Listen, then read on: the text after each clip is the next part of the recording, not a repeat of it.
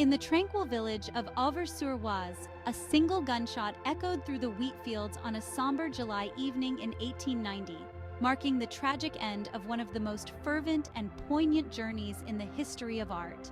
This was the life of Vincent van Gogh, a man who painted not just what he saw, but what he felt, with every stroke imbued with his tumultuous emotions and vibrant spirit.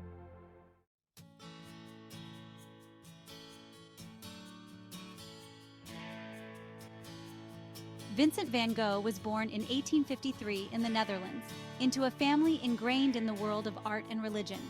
His father was a minister, and his uncle was an art dealer, which initially exposed Vincent to the world of art.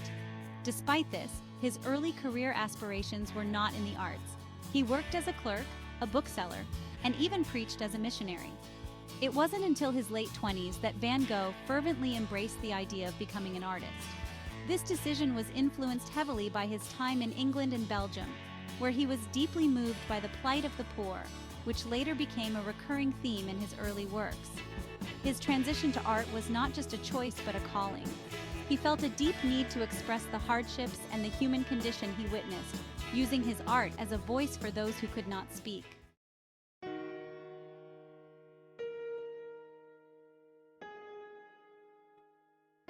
Upon deciding to become an artist, Van Gogh initially focused on drawing, refining his skills with relentless practice. His early works, characterized by dark, somber tones, reflect the harsh realities of peasant life. The Potato Eaters, one of his first major works, is a perfect example of his early style. It depicts the rough life of peasants in a raw, almost crude form, yet it is imbued with empathy and respect for their resilience. This piece laid the foundation for his later works, illustrating his ability to convey deep emotional and social truths. His focus on social realism during this phase was influenced by his spiritual background and his empathetic nature, setting the stage for the emotional depth that would define his later work.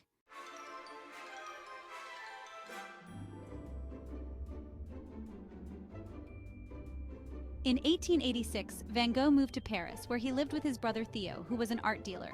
This period was pivotal as he was exposed to Impressionist and Post-Impressionist works, which had a profound influence on his style.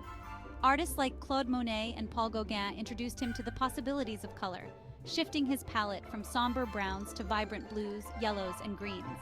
His exposure to Japanese prints also influenced his use of color and composition. The bright palette of the Impressionists and the bold simplicity of Japanese aesthetics helped Van Gogh develop a more expressive and emotive style, marking a significant evolution in his artistic journey.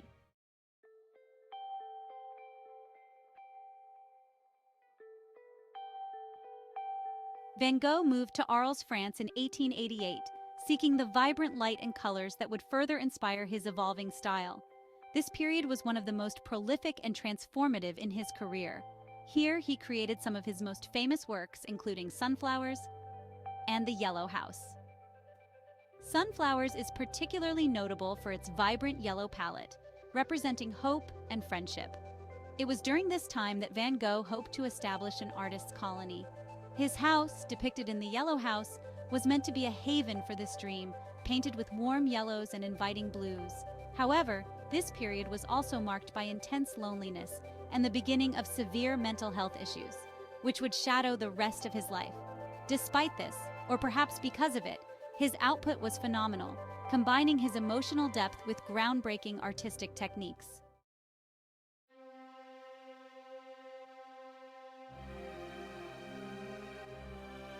Van Gogh's time in Arles was also marked by his tumultuous relationship with Paul Gauguin, an artist he admired greatly.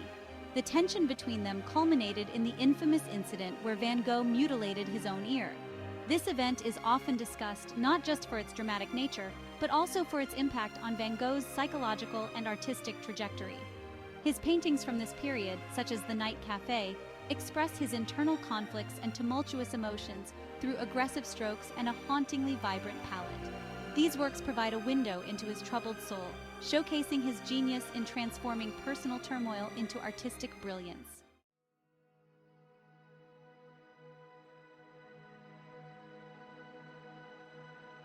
In 1889, Van Gogh voluntarily admitted himself to the St. Paul de Moselle Asylum in Saint-Remy.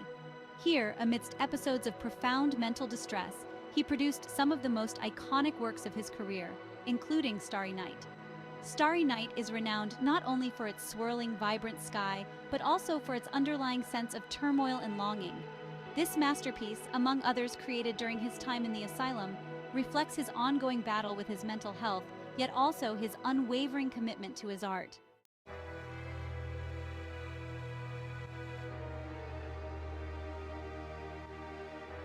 In May 1890, Van Gogh moved to Auvers-sur-Oise, France, under the care of Dr. Paul Gachet, a homeopathic doctor and amateur artist.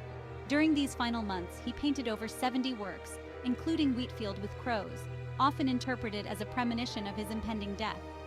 This period was characterized by intense productivity, but also profound despair. His paintings continued to be expressive and innovative, but they also conveyed a deep sense of isolation and melancholy, highlighting the duality of his artistic brilliance and troubled psyche.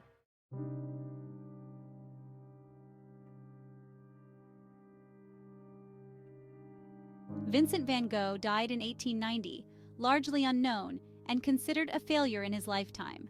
However, his art gained significant recognition posthumously, influencing countless artists and movements in the 20th century. His works, such as Irises and The Bedroom, continue to command astronomical sums at auctions, a testament to their enduring appeal. Van Gogh's legacy is not just in the beauty of his art, but in his ability to express profound human emotions and experiences. His life and work continue to inspire, resonate, and provide insight into the human condition, making him a timeless figure in the world of art. This essay has explored the vibrant and tumultuous journey of Vincent van Gogh, a man whose legacy is as colorful and profound as his paintings. Through his struggles and triumphs, Van Gogh not only changed the course of art history, but also left an indelible mark on the hearts of those who encounter his work.